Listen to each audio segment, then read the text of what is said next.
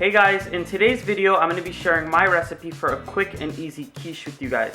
Now this quiche recipe is so versatile because you can play around with any of the ingredients. You can add in whatever vegetables or seasonings that you have on hand. You could also play around with the different meats and cheeses that you add into the quiche. You can make this vegetarian, you can make it non-vegetarian, you can make it as simple or as elaborate as you want. So the ingredients that I'm using today are just the basis of what I want my quiche to be, but feel free to go ahead and mess around with the ingredients and make it to your taste when you give this recipe a try.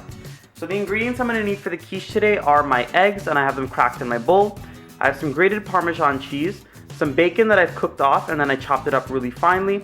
I also have some cream as well as some milk, some salt and pepper to taste, some butter, my all-purpose pastry, and if you guys want to see how to make this all-purpose pastry, I'm going to have the recipe linked right up here. I posted a video for that recently, so you guys can check that out.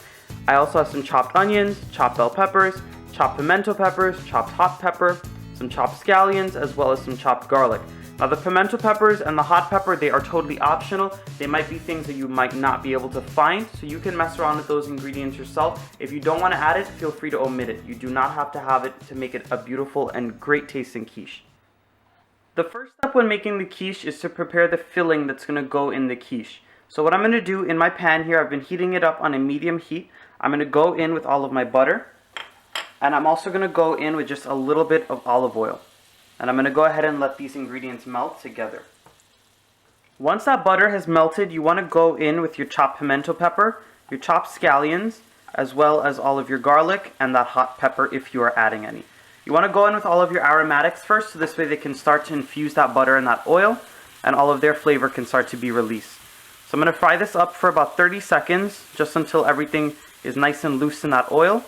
And then I'm going to come back and we're going to add in the rest of my ingredients.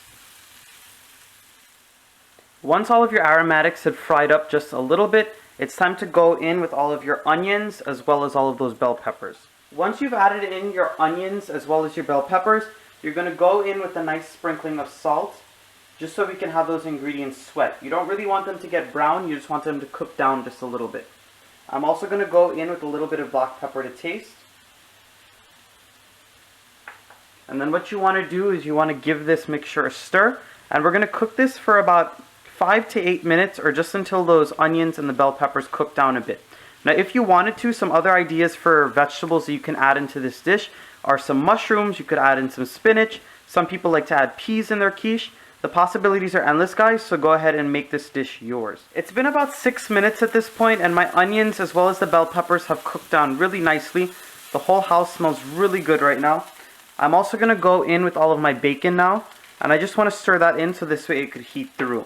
And at this point I've turned off my heat because the bacon's already cooked, so you just want to heat it through just a little bit. So at this point I'm going to empty this mixture out into a little bowl, so this way it could cool down and we can put together the rest of our quiche. Once your veggie mixture has been put to cool, it's time to mix up the egg mixture that's going to go in our quiche. So into my eggs I'm going to add in all of my heavy cream. And this egg mixture is very forgiving, so if you don't measure out the milk or the cream that well, then it's okay. It's very forgiving. It'll come out perfect every time, I promise. So I also went in with my milk just now, and I'm going to go in with my Parmesan cheese. The reason I didn't add the Parmesan cheese in with the vegetables was because it would just start to melt, and then it would just clump up the mixture too much. I'm also going to go in with a little bit of salt. You want to be mindful of the salt because remember that bacon had salt that we added in earlier, and my Parmesan cheese is a little salty as well. I'm also going in with some black pepper. And then what we're going to do is we're going to whisk this mixture. What you want to do now is whisk this mixture until everything is thoroughly combined. You want to make sure all of those eggs get properly combined with all of that cream, the milk, and the Parmesan cheese. Once you finish whisking up your egg mixture, it's time to work on the pastry. So we're going to start to roll it out. What you want to do is you want to get a little bit of flour on your board, and then you want to get a portion of your pastry dough, and you're going to put it on the board, and we're going to start to roll it out. You want to roll this pastry out until it is fairly thin. You don't want the pastry on your quiche to be too thick, or else the quiche ends up being a little too heavy when you're eating it and not that enjoyable. And this all-purpose pastry recipe that I have on my channel, the dough is so forgiving. You don't even have to chill it when you're done making it. It always comes out really nice and flaky. So once I get it nice and thin, I'm going to start cutting out circles, and I'm going to show you guys what that looks like.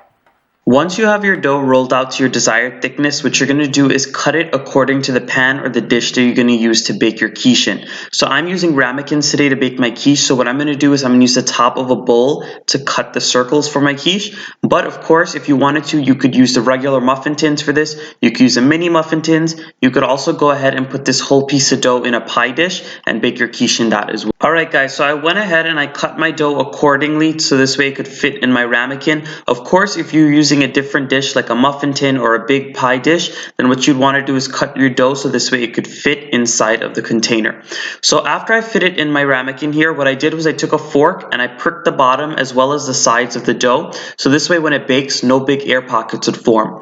Once I pricked it, I stick the dough in the oven at 350 degrees for about 6 to 8 minutes, just until it firms up a little bit. And once it came out of the oven, I went ahead and I put some of my vegetable and bacon mixture at the bottom, and now I'm gonna go in with my egg mixture to fill it up. Now of course you can put as much or as little of the veggie filling inside, and you could put as much or as little of the egg filling inside. It totally depends on your preference. I'm gonna go ahead and finish filling the rest of my ramekins with the vegetable as well as the egg mixture, and then I'm gonna put all of my ramekins on a cookie sheet. This way it'll just be a little easier for me to put them in the oven and take them out. And I'm gonna put them in my oven at 350 degrees for about 20 to 25 minutes, or just until the middle of these quiches are nice and set and the tops are beautiful and golden brown. Alright guys, I just pulled my quiche out of the oven and it looks amazing. The top is beautiful and golden brown, and when I jiggled the ramekin, it was no longer jiggly, it was nice and set in the middle.